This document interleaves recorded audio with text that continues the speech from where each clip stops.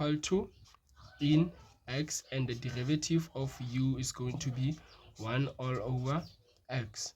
And then you're going to have your hey yo everyone, my name is Tapa Mokole and welcome back to my YouTube channel. And as you have seen from the title, that in today's video we are going to be dealing with the integration by parts, because I know by this time of the year you probably know how to differentiate and integrate, so yeah, let's just get to the integrations by parts. And yeah, let's just get into it. Number one, determine the integral of x cos x dx. We should determine this, and we know whenever you are dealing with the integration by parts, you have a formula. Like in math, whenever you're dealing with any kind of calculation, you have a formula. So this is a formula for integration by parts, meaning that this part is on your left hand side, like this part, this thing is here. You know what I'm saying? You just need to like fill in these parts so that you can be able to calculate, to determine what is needed from you. So yeah, without wasting any time, let's just kill this problem, you know what I'm saying? So yeah, and I know, or I can guess, that a lot of people tend to make mistakes when coming to choose the u part and the v part.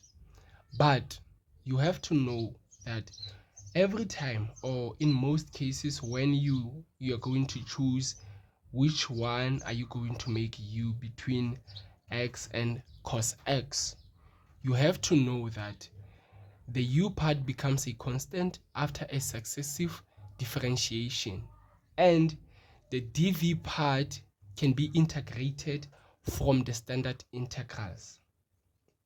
I don't know if you get that, but if you did the standard integrals, you can relate. So without wasting any time, let's just do this thing. Let's choose our things. What is our u, and then what is our dv? Sorry about this thing, let me just change it. Our dv, yeah, let's start here. What is our u from this thing? Our u is going to be, it is going to be x. You've guessed it right. And then what is going to be our dv? Our dv is going to be cos x. Then what is going to be our du? We need to find these things so that we can be able to like fill in the equation. I don't know if you can get that, but yeah. So what is going to be our du? The derivative of u. The derivative of u, or of x, is 1. So you can probably just say it is you can just say, yeah, you can just say 1. And then what is going to be our v? Our v value is going to be, you need to check, like, yeah, you are coming from the derivative part, you go to the integration part. So what is it that we're going to say when we integrate cos x? Because you know from the differentiation that cos x is going to be minus sine x, and then the integration is the opposite of differentiation. So how can we like find our integration from the cos x? It simply means that our integration is going to be sine x instead of minus sine x. So yeah, it is that simple. And then yeah, we have this thing, u dv is equal to u v minus integral of v du. So let's just plot down our things. We are going to have what is our u? Our u is, it is x. Then what is our v? Our v is sine x, x multiplied by sine x minus the integral of, what is our v? Our v is sine x multiplied by, what is our du? Our du is 1. And then let's just solve this thing. When we solve this, we're going to have x sine x minus, what is the integral of sine x.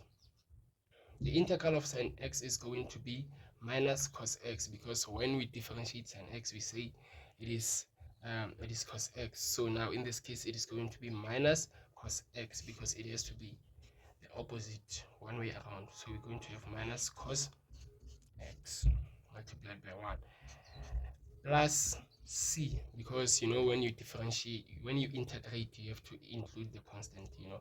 So what is it that we're going to have right now? We're going to have x sine x minus multiplied by minus, it becomes positive cos x plus c, and this is our answer for our number 1. Yeah, so here is another one, and yeah, number 2, find the integration of x in x dx. So you have to understand that this case is different from the one that we dealt with in our previous question. You know what I'm saying? So we know that we have our formula that goes like du dv is equal to u v minus integration of v du. In this case, when you're going to choose your u and your v, you have to know that whenever in x is involved, it is going to be your u. You won't be choosing your v as in x and your x as u. This is not going to be that kind of a case. So what is it that you're going to do? You're going to say your u is equal to in x, and the derivative of u is going to be 1 all over x, and then you're going to have your the derivative of v as your x, and then your integration of x is going to be x squared all over 2.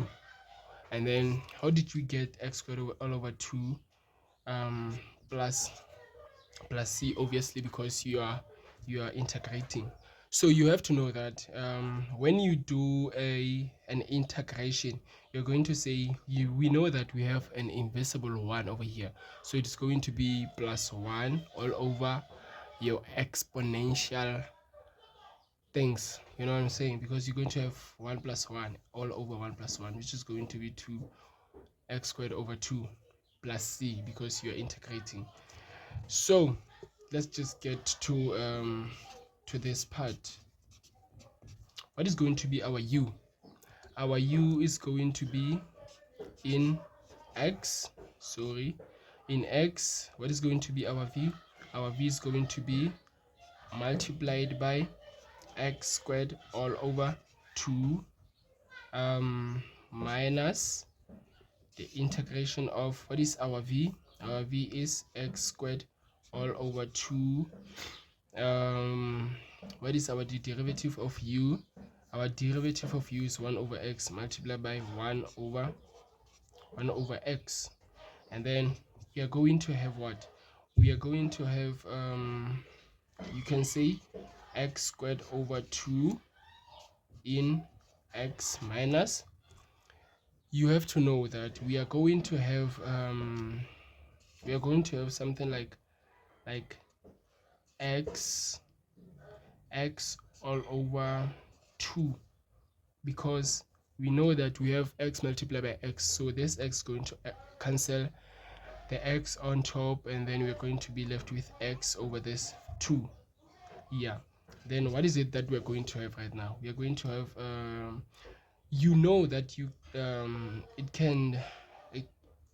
I don't know how to put this thing, but it is going to be difficult for you to integrate this thing if it is like this. So we know that we have this thing, so you can simply say 1 over 2.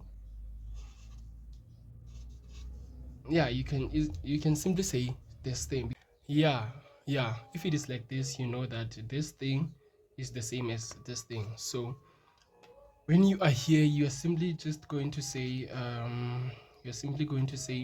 x squared over 2 in x minus 1 over 2, what is the integration of x? It is going to be x squared over 2. Yeah, it is going to be something more like this, plus c. And then you can easily take this thing as a common factor to say x squared over 2 into, you're going to be left with in x minus x squared over 2 plus c.